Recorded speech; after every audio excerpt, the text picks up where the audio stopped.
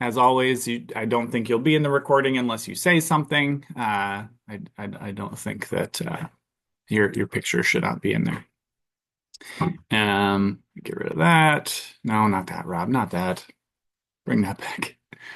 Uh, Show video panel, hide, floating meeting controls. There we go. All right, so today we're going to talk about something called behavioral economics and kind of breaking from what I've been trying to do, which is more kind of practical things. This is, while we'll talk about some practical uses, this really is a conceptual kind of model, really kind of thinking about the why of things and how things work. So that's what we're going to talk about today, and it's a topic that I really think is interesting, and hopefully you guys will too. So, couple quick reminders: don't use any client information if you do talk, initials or names. Speak more generally, but usually questions don't really fit nicely into this. Make sure your microphones are muted unless you're talking. And really, it's your responsibility to make sure that you are learning from these trainings. So it's my responsibility to to present it in an engaging and meaningful manner. But you need to be thinking as you're hearing what we're talking about. How does that apply to your clients, to your behaviors, to your interventions, all these sorts of things, and then putting it into practice. That part is on you. And make sure that you're completing the post test at the end of the training so that you get credit. So there's going to be some of these hypothetical questions all throughout the training, and I'm not going to ask you to answer out loud. There's just kind of a thought kind of experiment. So the first one is, would you rather have $100 today or $200 in a year? So just kind of think about that for a second. $100 today, hypothetical. These are hypothetical questions. $100 today or $200 in a year. Okay. Just something to roll around. There's a bunch of these questions as we go through. So my challenge here as you're listening to all this is I want you to think like an economist. Okay. So we are behaviorists, but we're talking about behavioral economics. So we want to start thinking in terms of this training somewhat like economists, right? So you're thinking of your clients, right, as allocating or spending, right, their resources, which in this case is energy and time, towards the most desired and most of those things, so the most desired, the most desired, most of the time,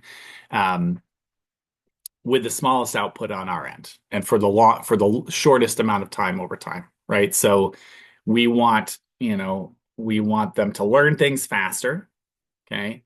So that we can back our services out so we can work with other kids so that they can be more successful with as little cost as possible. So thinking about that in that kind of economics kind of way of changing behavior. So that's kind of a theme that will kind of go throughout this whole training. I forgot to add page numbers. I've been doing that lately and I forgot to do that. Slide numbers. No big deal. All right. So what is behavioral economics? Okay. So behavioral economics has been around for a while. And it kind of came to be because traditional economics viewed human kind of spending behavior as logical, right? It said, okay, people have the information, and they're going to make logical decisions. Okay. But as time went on, it became very clear that not just humans, but all organisms do not always make really rational long-term choices. We do stuff that's good in the moment, but that might have bad, future outcomes. We're not making all these perfect choices. So, economists sought to kind of explain that. So that's where behavioral economics kind of came into play. And here on the left, there's just two, random pictures, not random, but, the top one is, a behaviorist, doing what we do, and the bottom is supposed to depict, an economist, right? And behavioral economics kind of became a thing in both of these fields. So They came out of a couple other ideas, but it led to two separate but similar fields, right? So there's this question of like, are we opposed, the more economics side of behavior economics versus the behavioral side of behavioral economics? Like, are we in opposition or are we working, together? And the answer, as in almost all things, is both, right? So there's a lot of places we disagree. I listened to a podcast um, called like the non-Skinnerian podcast, and it made me made me real angry because everything the guy was talking about really could be, based. It really is based on Skinner's kind of ideas, or at least is in tandem with them. But just another guy who's like, ABA is junk. But anyway, really the big difference between the two of them is that we view things from a more, a shaping behavioral kind of, history process versus they're looking at it as more kind of mentalistic. But it all kind of like boils down to the same idea. Um, did I hit the record button? Did we get? Can someone confirm that you hit the blue button? Have I been? Yes, I believe you Yeah. did. I got the notification. Yeah. Okay, good. It just all of a sudden popped in my head, like, I didn't record. Um, all right, so thank you. So anyway, so that's where these kind of came from, and so they're kind of two separate but similar camps. And it really was economists were trying to figure out why we do what we do. Why do we make these weird decisions? And hey, that's that's what we do too. Um, this makes me laugh. This is, so in traditional, economics, they kind of had this idea of Homo economicus, right? Which is basically just Latin for an economic buyer or something like that. Can't remember exactly what it means, but the idea was that humans would make these rational decisions, and as that kind of became less im, im, apparent and seen to be kind of this not reasonable, not accurate kind of idea, they made up this funny term of Homer economicus, based on Homer from The Simpsons, because humans generally do kind of act like Homer. We eat donuts and we do dangerous things and we don't save for the future. So yeah, I just thought that was funny to point out. It made me laugh. All right, here's our next question, and there's a different thinking person in each of these pictures. This guy's super intense. What's something you eat or do that you know you really shouldn't? And I'll do it along with you. I'll think about. Popped right into my head immediately. Wasn't even hard for me. So, what's something you eat or do that you know you really shouldn't? You don't even have to write these down. Just a thought experiment. All right, so the reality of our choices is that we don't always make rational choices. There's a lot of other factors going on. And looking at operant behavior, it really kind of we see this trend that these kind of immediate, what they're calling negative consequences, which I don't exactly love, but things like risk taking, cheating, eating bad stuff, doing risky behavior, um, have a more reinforcing value than positive outcomes in a lot of ways, right? So they're seeing this trend that we make these bad choices in the moment versus making long-term choices. And on top of that, studies show that both with rats and pigeons, as well as humans and monkeys and all kinds of organisms, uh, people that have ADHD or people that show impulsive behavior, you know, choices are even worse with this. They make even less rational, which seems like really like circular reasoning to me. Like I was like, obviously, how would you know that they have poor decision making because they make poor decisions? But it is what it is. It's interesting to know. But children fall into this category, right? Children are much more prone to make shorter term decisions. Another question, when ordering a dessert, are you more likely to order a sorbet or an ice cream sundae? Clearly way more calories and bad things in the ice cream sundae. Sorbet is better for you. Which you more likely to order? I know what I would order. All right, so let's get some terms under our belt here, because we kind of need to know we need to know what they are. So a commodity in terms of behavioral economics is the thing that they're working to obtain. So the reinforcer. Okay, so the thing that they want. So it could be attention, could be Skittles, could be, time playing their favorite game, could be, food. Okay, it could be any number of things. So what are they working for? Okay, the commodity that they're purchasing. Okay. Consumption, and this is like a hard one to wrap my head around for a long time, but I think that I understand it now. So when behavioral economists are looking at things, they're really measuring outcomes in terms of consumption. And when they talk about consumption, they're talking about how much reinforcement was consumed during an entire session. So that's very different than what, as behaviorists we look at. We usually look at how many tasks were completed during the session. They're looking at how much reinforcement was consumed. How many commodities, right? So because that makes it easier to compare to things like, you know, how much gas does the United States use, depending on the month or the season, or how many shirts are purchased or whatever it might be. So that comparison is a little, because that's what they're looking at. They're not looking at the behavior that leads to buying those things. They're looking at what was consumed. So it makes it a little bit easier to look at, but it is an interesting way to consider this. So Tommy's working for Skittles. His consumption is 20 Skittles during today's session. So that's his total, how many total times he contacted reinforcement during that session. Cost is how many responses are required, okay, or how much response is required. So he's exhibiting 5 responses. Let's say he's reading words, okay, so he read 5 words during to get the commodity. The benefit is how much he gets per unit, right? So he's earning 2 Skittles. So it sounds like he's earning 2 Skittles for every 5 words he reads.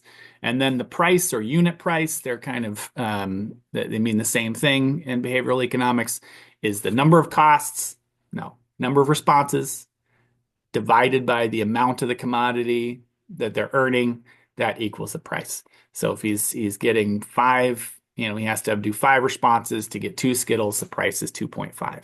If he had to do 10 responses to get 10 Skittles, the price would be 1, right? So it's similar to when we calculate VR. It's not the same formula, but it's a similar kind of measure that you could say, okay, like what's the price for this kid? So it'd be another way to look at behavior across different staff, or when something is working for one person but not another. All right, so your first code word with the silly money emoji guy. They're written down somewhere. There they are. Thank goodness.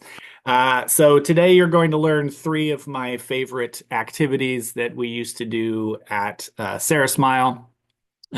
So these would be like gym or outside activities. So the first one is capture the flag. So your first code phrase is capture the flag. So write that down somewhere. Capture the flag. Love that game. That one's by far my favorite. And I love the variations of it too. So let's look at some, now that we know some of these terms, now let's look at things kind of in broader kind of principles or concepts of behavioral economics. So the law of demand, and I want you to think of this. It's very very similar, very kind of intertwined with the matching law, right? So the matching law, Skinner's matching law, says that a person will increase their effort in response to an increase in the reinforcement that's being received. So here, the law of demand, okay, so the degree to which consumption remains stable across price increases, right? So as the price goes up, the buying remains stable, okay? So as at some point, and we'll talk about this kind of like, we'll break this out kind of more specifically as we go through this, but at some point, people start buying less, okay, or they stop buying as much. And then eventually they stop buying it altogether as price increases.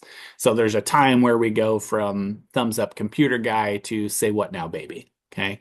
So that's really what we really want to know here, right? As we talk about this, because when you're thinking about this in terms of your clients, right, we're thinking about like, okay, well, why aren't they responding? Why aren't they completing this? Why did they stop responding? Why are they responding less? Why are they responding more? So this is really the crux of kind of what we're getting at. So we're looking at this law of demand and kind of suiting it to what we do. So part of this is in behavioral economics, a term they call, elasticity, or inelasticity, which seems a little bit silly, but makes sense when you think about it. So what we just talked about here is there's a time where it stays steady. They're like, okay, yep, I'll pay that. Yep, I'll pay that. Yep, I'll pay that. I will keep pressing buttons. I will keep reading words. I will keep, whatever the behavior is, I'll keep doing that. I'll keep paying that amount to get this thing, right? So that's where consumption is inelastic. Okay, so here have this funny Fonz getting root beers for jumping sharks. So for a while here, he's getting root beers. So he starts out, for every shark he jumps, he gets 10 root beers because it's pretty hard to jump over a shark on water skis. Um, he moves it to now he's got to jump 3 sharks for 10 root beers. He keeps doing it, keeps same steady. Now, when he expected to jump 4 sharks, he decreases a little, but that's really in proportion to the decrease in reinforcement. Okay. This is where it gets a little bit tricky, but it's not super important to know that part. But so he moved, so it's still pretty inelastic there at 4 sharks for 9 root beers because it pretty much in line with that initially. It hasn't moved much, and it moved a little, but it moved in proportion to the change in reinforce, or the change actually in this case is the change in the expectation. Now it becomes elastic, stretchy, right? When the price goes to a point where consumption starts to decrease. So you see this cliff here, right?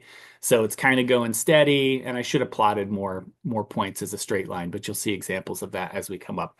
So, the root beers consumed over time or during each kind of session is the same. It's the same. It's a little bit lower, and then it drops all the way from 9 all the way down to 2. So when they increase to 7 sharks needing to be jumped, now he's like, well, I'll jump a couple sharks, but I'm not jumping nearly as many sharks as I did when that reinforce was high.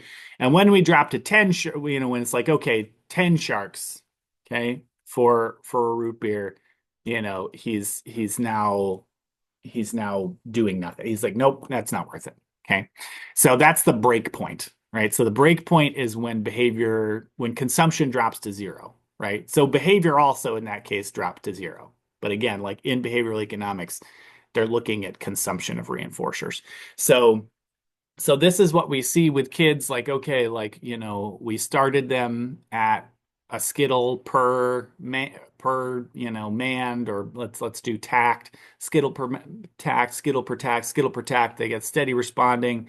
Okay, then as you start expecting, okay, now it's a skittle per 2 tacts, it starts to drop a little, and then you jump to, all right, let's try 5 tacts, and they just stop responding altogether. So this is what we're looking at here. As the price increases, as the expectation increases, you see this drop in responding, which correlates, directly with a drop in, they're not getting the reinforcer because they're not doing the behavior. So this is that idea of, inelastic is when it's pretty much, not moving. Then elastic is when it starts to bend until it gets to the break point where they're no longer getting anything.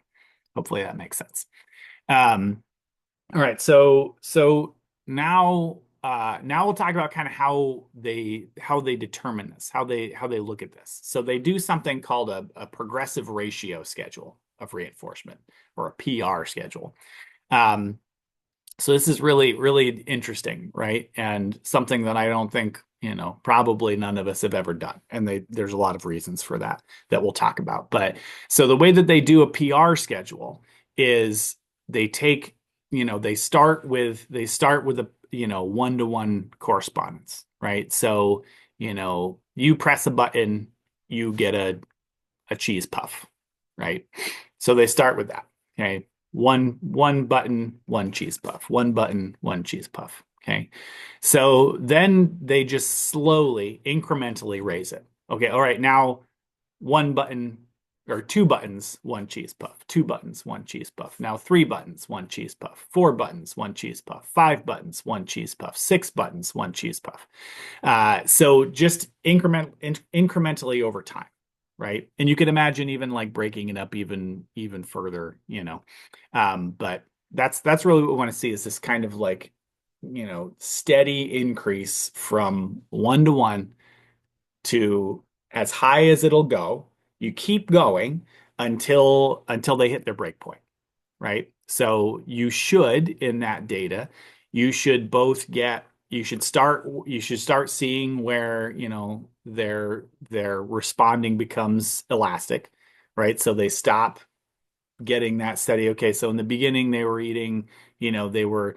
So the other thing we want to know with this, that isn't on this slide, but the other thing we really do want to know is how many reinforcers would they consume for free? That gives us like a good kind of like starting point. So like with no reinforcement, with a, they're getting, or sorry, with no demands, free reinforcement, how many would they consume? So how many in this case, cheese puffs, right? So if you gave them free access to cheese puffs, you gave them the whole giant bag of cheese puffs, how many cheese puffs would they eat, right?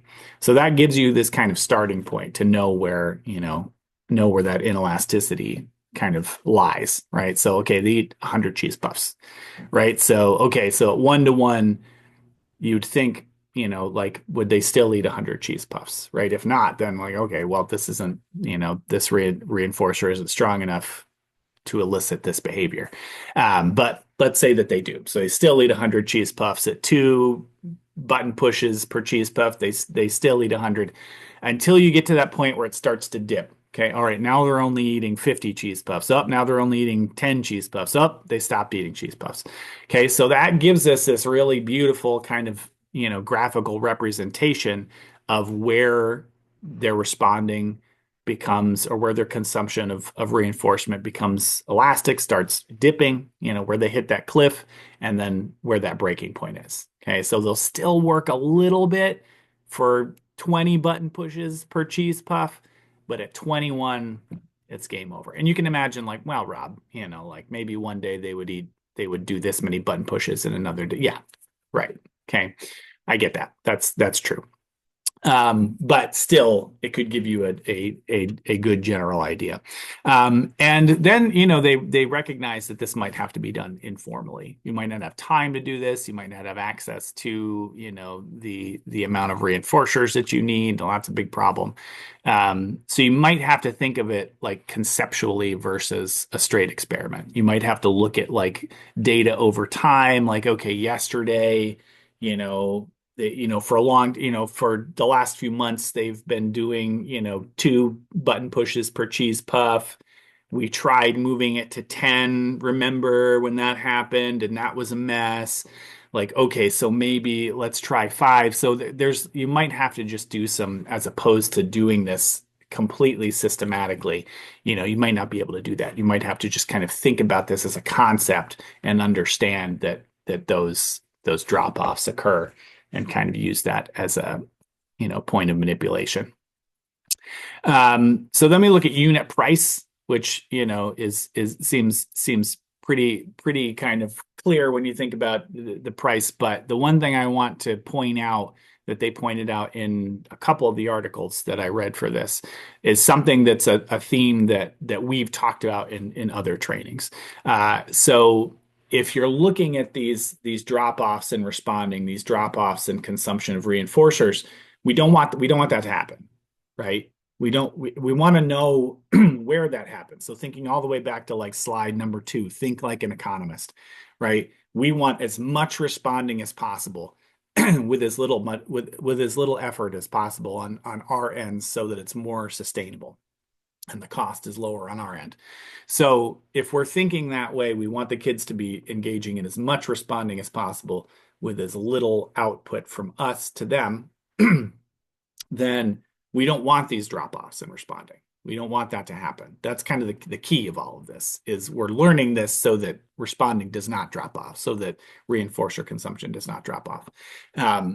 So one thing we need to remember is that oftentimes we're looking at thinning reinforcement. We're like, okay, this is too much reinforcement. It's disruptive. Like they're getting a Swedish fish every 30 seconds and all the other kids see that. And the teacher looks over and the kid like chomps it real loud and, it becomes distracting, right? So we've talked about this in our token economy conversations and a lot of discussions that we've had. But as we thin reinforcement, right? Really what we're doing is we're holding out the time in between reinforcement delivery, right? But then when we deliver that reinforcement, it should still be the same exchange rate, right? So like if they were earning one Swedish fish every minute, well, now if we're like, okay, that's too disruptive, let's change that to every 10 minutes. Well, at 10 minutes, you should be giving them 10 Swedish fish, not one. Because otherwise, we're thinking back to unit cost, right? You've just went from if it was one per 1 minute, that's one, right? That's the math we did back there. And if you change that to one per 10 minutes, well, now that's zero point 0.1, right? So you're paying them, 10% of what you paid them before. And if I did that to you guys, you would quit in an instant. Okay. So if we do that to kids, they're going to quit responding, right? Or they're at least going to drop their responding.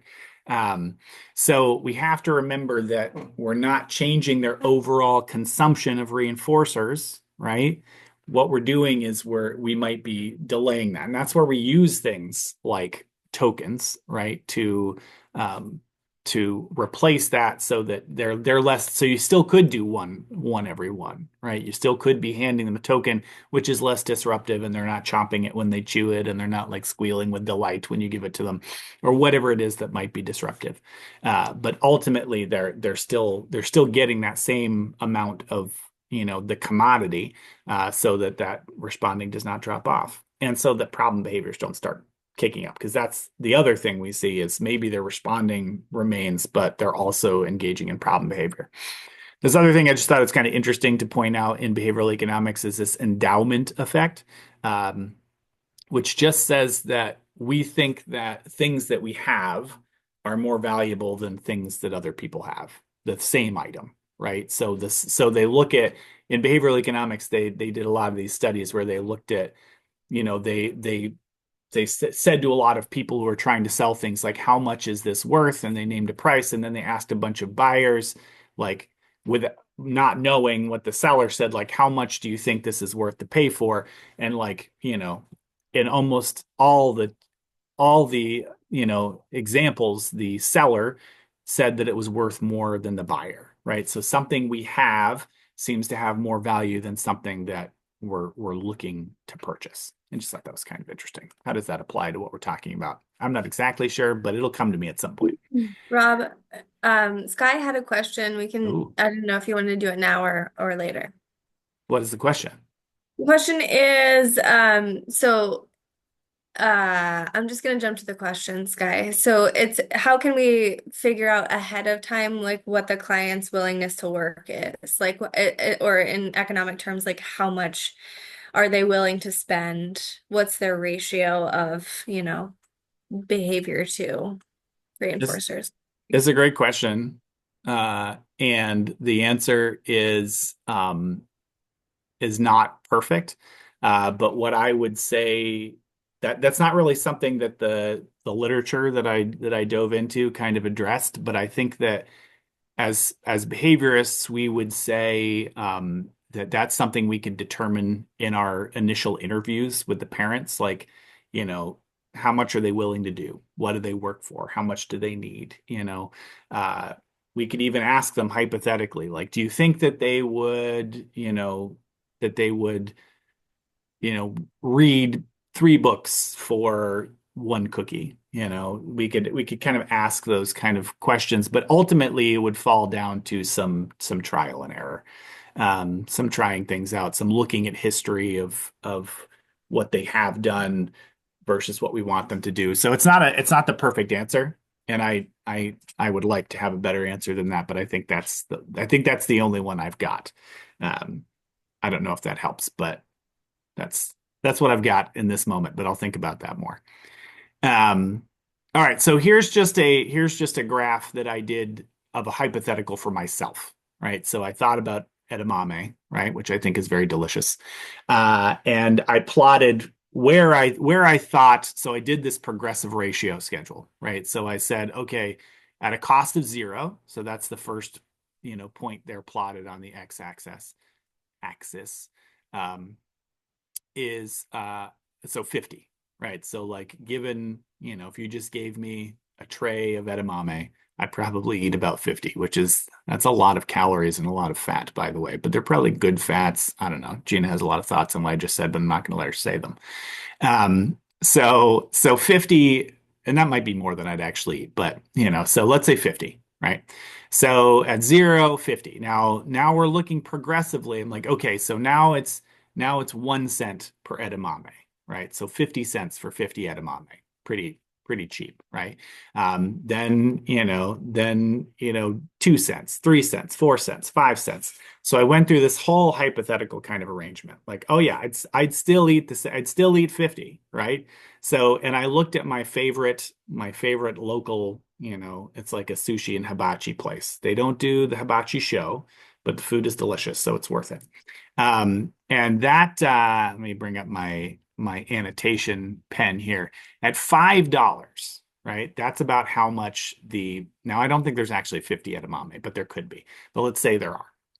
But $5 is the price for the whole bowl of the edamame appetizer, right? So that would be, I did this math before, and I think it's like, would it be like 5 cents per bowl?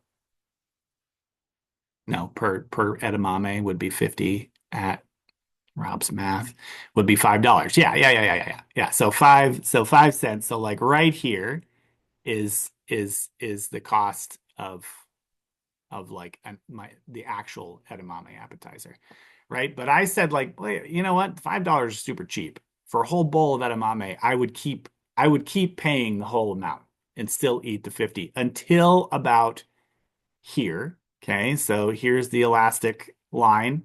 So that's where my responding starts dropping off, and it drops off pretty quick, right? And I think that was at about, yeah, I think that it was, so that was at 20 cents per edamame.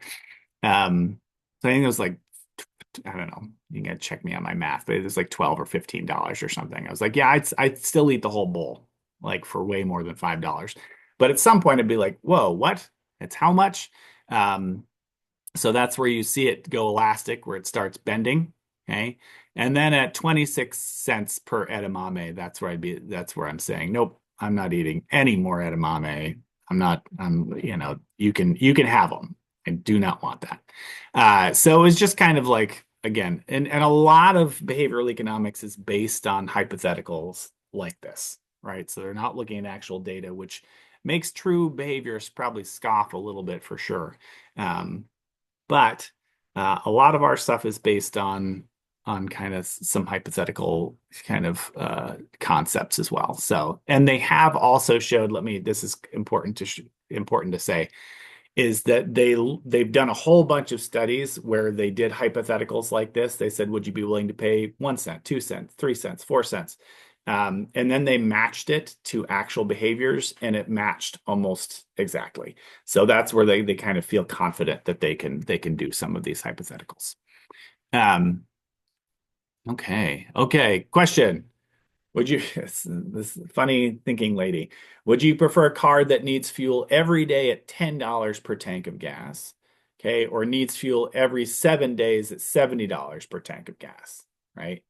So the actual costs you do the math, is the same, right? Now that's not how cars work, right? Cars don't take gas per day, but imagine you drive the same amount every day in this hypothetical scenario. Um, and this one seems like the answer is pretty clear, right? I think we'd all pick the second one, but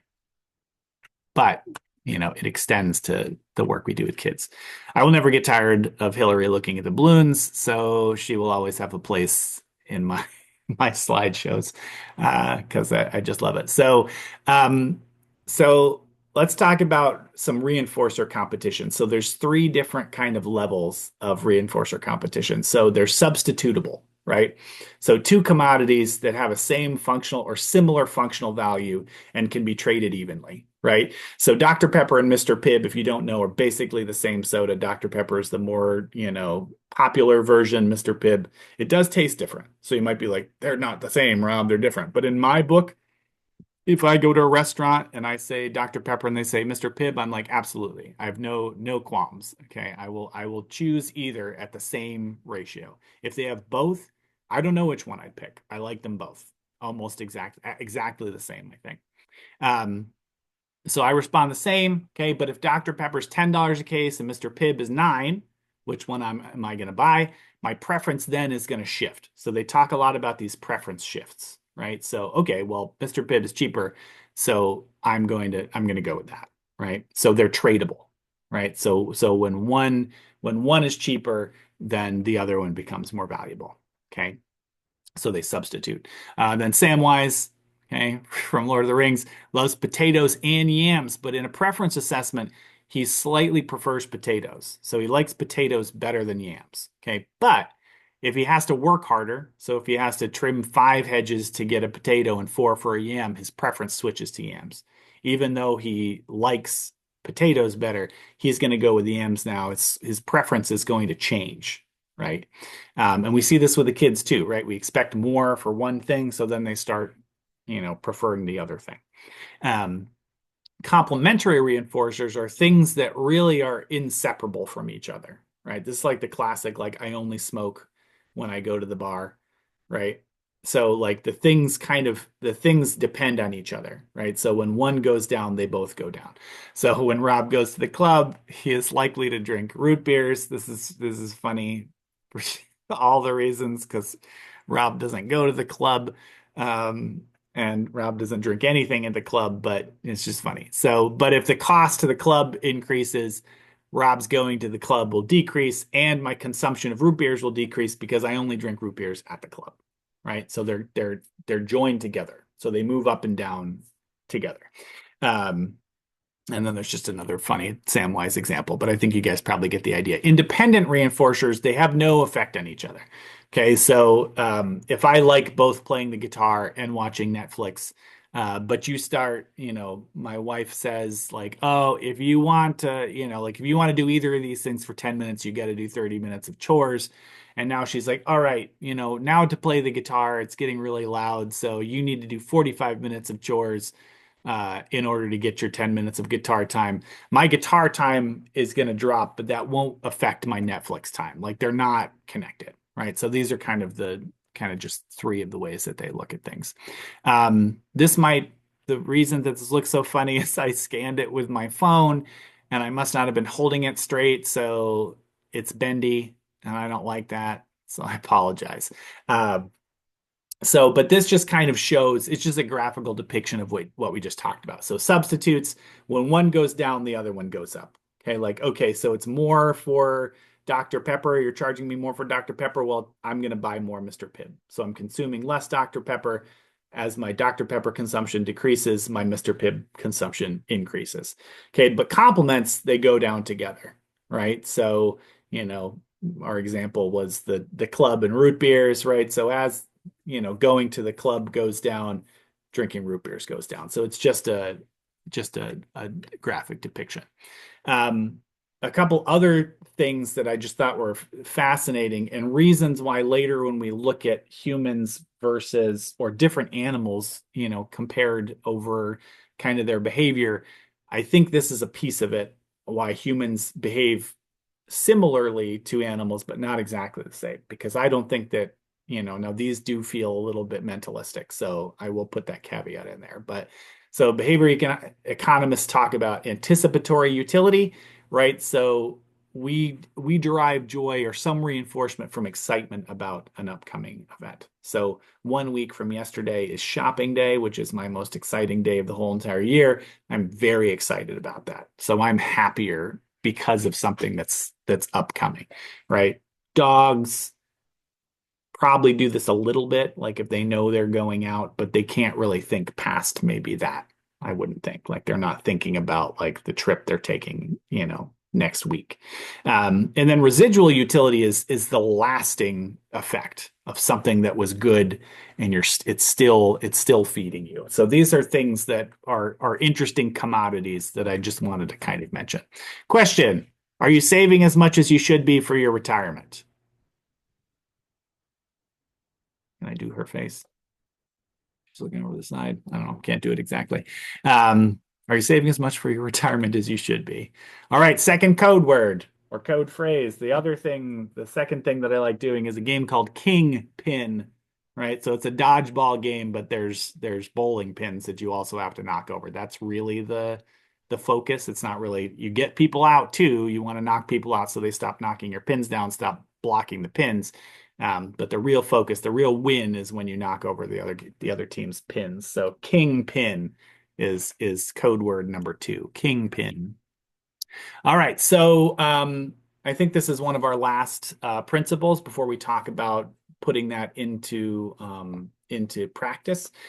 So open closed economies, and we talk about this a lot. And this is one of my two favorites. We saved the two favorites for last. So an open economy is where the commodity is available widely across people. All right. So let's say it's cookies, right? And they can have cookies at home, they can have cookies at school, they can have cookies during lunch, they can have cookies during breaks, of class. Mom gives them cookies and dad gives them cookies, and there's cookies openly available, and so that's an open economy, right? They earn tokens at home and at school, right? So like, it's something that's not restricted to a certain person or a certain setting versus a closed economy where it is restricted. Oh, it can only get like there's like Target exclusives, right? Or Walmart exclusives, or, well, I can only get Starbucks coffee at Starbucks, right? Or only Gina knows this funny joke that I tell, or only Lindsay laughs when, I do this certain thing, right?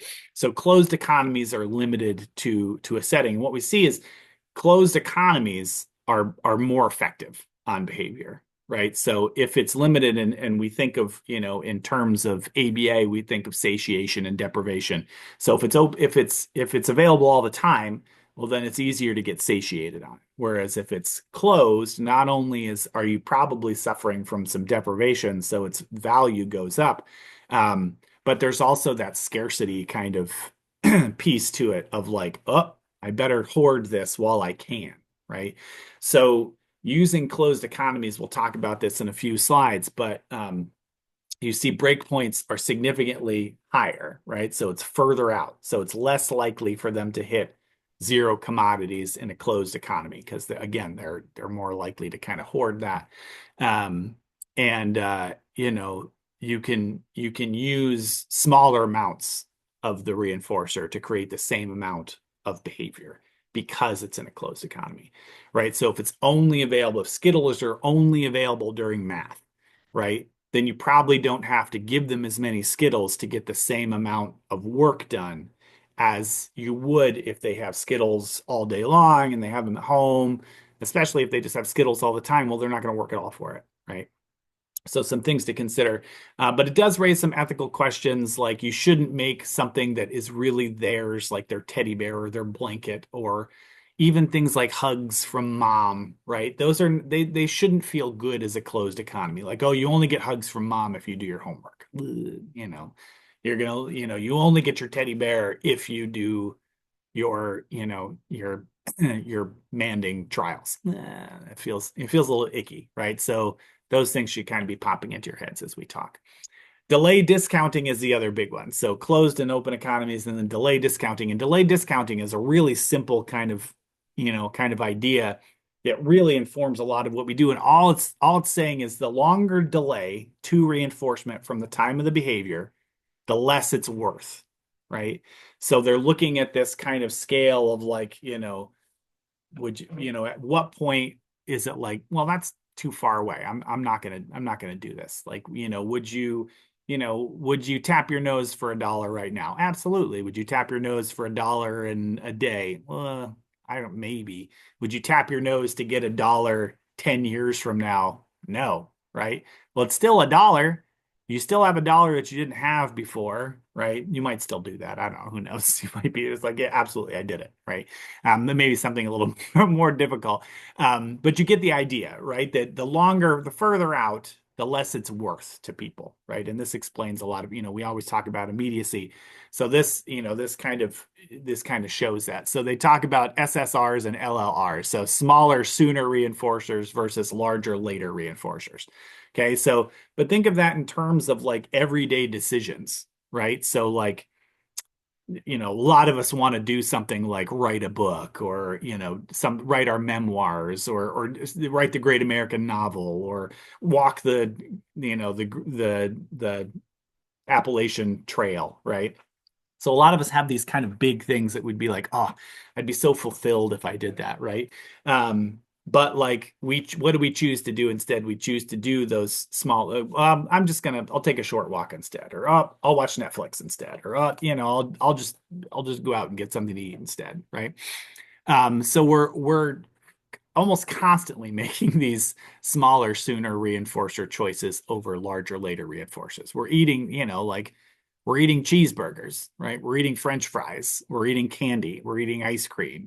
Like there is something to be said for like everything in moderation, but like there's probably no like long-term net value to a lot of these things that we eat, but they taste great in the moment, and they fulfill my calorie need maybe, so there's a lot of these things where we're making those choices. And this is kind of like the crux of this is like, how do we harness this? How do we use it? And then how do we, shift because we do want people to make good long-term decisions. We'll talk about that a little bit more in a couple slides. So delayed outcomes are much less valued. Children have more pronounced discounting, right? So adults are a little better at this. We're still not good at it, right? I'm still eating cheeseburgers. I shouldn't be. But it's even more pronounced in children and especially in kids with ADHD, which seems pretty obvious. But also, Dr. Derek Reed, who there's in the resources at the end, he did a podcast that is really enlightening.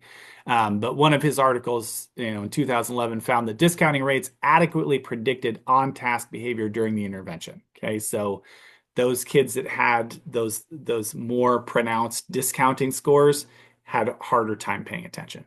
So what does that tell us? It tells us we need to give more immediate reinforcers to keep them on task. Seems pretty straightforward. Question.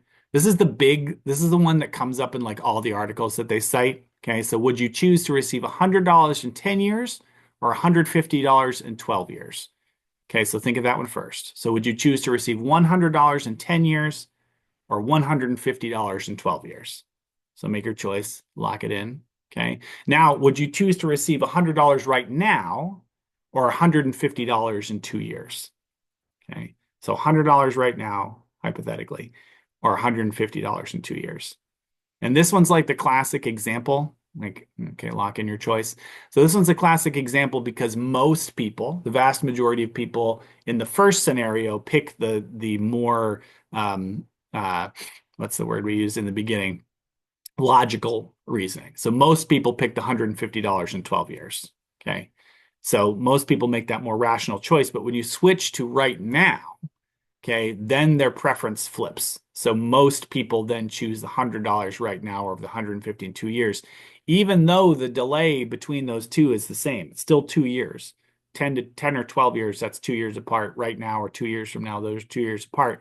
So, but that immediacy, that makes it flip. So who knows if you agreed, but here's some just a graphical depiction of animals choosing different or showing their rates of discounting. And you see that even though it's a clear, that delay discounting is clear across animals, it's way higher in the kind of lower intelligence animals, right? So the pigeon is like drops off immediately, right? Like, oh, I pecked, I didn't get anything. No, not going to do it, right? The rat keeps going a little bit. The monkey keeps doing it quite a bit. So there is some difference, right? The human's not plotted on here. It should be, but it's harder to, get that. And this is an older study, but I think it's very interesting to see. But regardless of organism, the discounting is still there. All right, so for the last 10 minutes, we're going to talk about how we can use this, how we can put it into play. And we've talked about it a little bit as we went, but we'll talk about it a little bit more, clearly. So, now that we know about some of these principles and we add it to our arsenal of behavioral principles, now we can kind of use it to inform what we do. So it's our goal really to, like we said in the beginning, to find the highest price a learner will accept, right? So how much can you get them to pay in terms of effort, right? In terms of what they'll do in order to produce the highest rates of responding with the lowest problem behaviors. Okay, so how are we going to do that? Let's use behavioral economics to do it. Here's this gross bowl of unwrapped Starburst and Skittles. But it came up when I searched for Starburst and Skittles, and so I threw it out there. They don't look touched. I don't see any fingerprints on them, but it still weirds me out a little bit. So it can inform our preference and reinforcer assessments. So classically, when we look at a preference assessment, we're just looking at like which one, okay, this one or this one, this one or this one, okay, ignoring that PR schedule, that overtime schedule that maybe even though they pick Skittles and Starbursts with the same value, or maybe they maybe even initially pick which one do I have? Starbursts have a much slower break point. So, maybe they initially pick Skittles over Starburst. So our preference assessment says we should use Skittles. But long term, if you look at it over time, the break point comes faster for the Skittles, right? Telling us that Starbursts are a stronger reinforcer, even though the preference assessment showed differently. Now, going back to Sky's question from the beginning, would we know this without having done it? No. Okay. But it is something that we want to consider and that we should, kind of look at over time. Like, okay, well, they keep picking Skittles, but let's see how long they respond for Starburst. Let's try that, so just kind of using that to our advantage.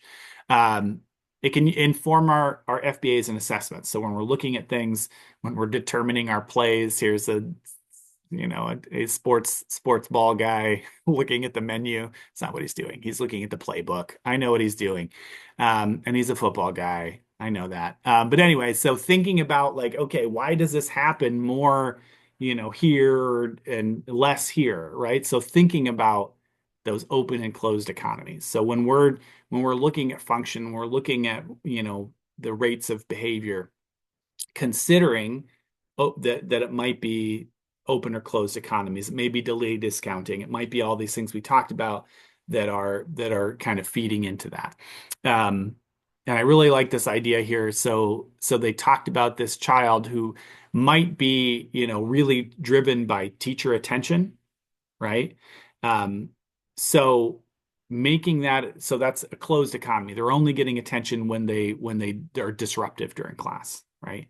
But if we think of this in terms of behavioral economics of like, look, Mrs. Teacher, if you make the attention of it, you visit them at lunchtime and visit them before class and hang out with them at the beginning of class and hang out with them at dismissal time, like make your attention more readily available, well, then, that open economy is theoretically, right? But logically, very possibly, as you open that economy, it might be less valuable and they might be less disruptive during class because they've been more satiated. So how do we use that? So we can really harness this of saying like, okay, we're only going to use their favorite candy for their hardest work. Okay, we're only going to, provide their favorite video game after completion of homework, right? So really restrict it so that makes it more valuable, right? And that makes it more likely that they'll engage in that more difficult task. And then the opposite of opening economies, like we just talked about with the classroom, Or, if you've got a kid who's having these huge behavior problems for something like Cheetos, it really could be anything, but let's say, this example is Cheetos. Well, if they only get Cheetos after dinner, but then they had like a hard time, they're not getting any Cheetos, well, they're probably going to have a meltdown. They're going to engage in some problem behavior. Whereas if Cheetos are kind of used more, made them a little more readily available throughout the day, then they might be less likely to engage in the problem behavior. Now you're thinking like, well, Rob, Cheetos are really bad for you and they shouldn't eat Cheetos. Yes, right. So there's those things to consider as well. Okay. So you don't want them to just eat a million Cheetos, but you might say like, okay, they eat 20 Cheetos after dinner. Well, let's give them Cheetos throughout the day instead of just that bigger amount at the end of the day. So just thinking about those economies. Using more immediate reinforcers, okay? And if you can't use immediate reinforcers, think about a token economy so you can deliver tokens immediately. Question, would you stop drinking your favorite beverage for a year if I gave you $100 at the end of that 12 months? Okay, so that's the first question. Stop drinking your favorite beverage for 12 months for $100 at the end of that, okay? But the other question, would you stop drinking your favorite beverage if you could spend an hour with your favorite celebrity at the end of 12 months? I know what that flips my preference, right? So, I'm like, yep, I'll stop drinking soda if I can spend an hour with Scarlett Johansson. Absolutely, I would. There's a lot of celebrities that I would pay that price for. But maybe you're like, nah, that's not worth it. Well, what if it's 2 hours or a whole day, right? So at what point would that flip? Your final keyword, and we still have a few more slides to get through, but your final keyword is dance battle. I loved doing like full this group versus this group dance battles. We always won dance battle. So code word number 3 is dance battle. Okay, so we can teach delay tolerance. They've seen a little bit of this, and there's kind of 2 ways. One, you can systematically teach it, and I'm going backwards on the side. But what they really did is they started with, they said, do you want 10 Cheetos or 1 Cheeto? I want 10 Cheetos, like immediately, right? Then they're like, okay, and they slowly, and they do that a few times. And over time, they slowly, systematically, they break it out. Okay, well, do you want 10 Cheetos in 10 seconds or 1 Cheeto now? I want 10, I want 10 Cheetos in 1 second. And they slowly break it out, and they saw over time that these kids and animals that they did it with were doing they tested better to kids who had not had that training at waiting longer for larger reinforcers. So that's one way you can do it. The other way you can do it is you can interject kind of activities in the wait time. And there's one, they presented this one kind of study that was completely economic, but outside of the field of behavior, where they were looking at there was all these complaints about wait times at this airport terminal. And they were like, well, we can't decrease the wait time. So what did they do? They moved the terminal further away, right? So instead of the people waiting in line, they were walking. Okay, so they were still getting on the plane at the same time. Okay, but because they had something to do and they felt like they were productive and they weren't standing in line, okay, the complaints almost completely dropped off. And I think that's fascinating. And we could use that with like, oh, we got to go find daddy first, or oh, let's sing a song while we're waiting, right? And that's what we say like when we're teaching, when we're doing a wait protocol, don't just sit there staring at each other, but have them do something. I know we're at 1 o'clock. I've just got like a couple more slides to go through. If you have to go, you can watch the end on the recording, but we're almost there. So the other thing you can do is you can manipulate, the costs, right? So if you got a problem behavior that you want to reduce, well, you can increase the cost of that problem behavior at sometimes, right? So there's one really cool study in the behavior analysis and practice where they use this app called ClearSpace. And I tried it for a little bit, but you have to pay for the good version, but just listen to the concept of it. So what you had to do is in order to access certain apps, you had to meditate first. So it would come up and say like, okay, breathe for 30 seconds, breathe in, breathe out, breathe in, breathe out. And then it would allow you to access the app, right? So just that delay gives a person like, you know what? I'm waiting in line at Starbucks. I don't have time to breathe for 30 seconds. I just won't go on Facebook right now. I won't go on Snapchat, whatever it was, right? So you're increasing the difficulty of doing that problem behavior, right? So it could cut that out. And then you could do the opposite. You could decrease the barriers to preferred alternatives, right? So make it easier, give them more and easier access to healthy snacks versus like, oh, if we want the Skittles, we got to go upstairs. We got to we got to ask for it on your iPad. We got to ask dad. We got to get the key, so you can make it more difficult for those things. All right. I think this is, we're not going to get to the fun example. I'll put the fun example in the test out. Right. So final thing, would you drive 2 hours to buy a book you really want for $19.99 that will be available for the same price tomorrow at a store 10 minutes from your house? Would you do that? Okay. Or would you drive 2 hours to buy a book you really want for $19.99 that'll be available for the same price in 2 months? Okay. So is it now worth it? Right? Would you now wait? Would you drive? Right?